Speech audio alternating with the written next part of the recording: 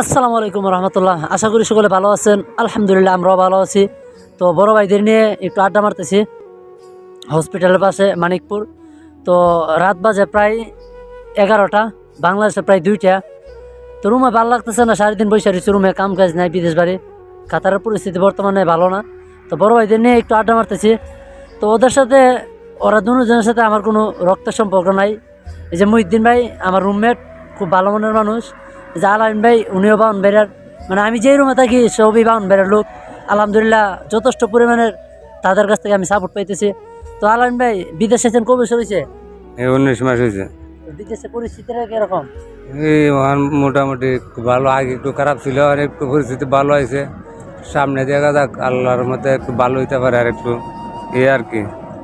তো বর্তমান কাতারের পরিস্থিতি আলহামদুলিল্লাহ মোটামুটি ভালো আছে। কত বছর হয়েছে? প্রায় 8 বছর রানিং। যাক, বড় ভাই আইছে 8 বছর, আলাইন ভাই প্রায় 2 বছর হয়েছে।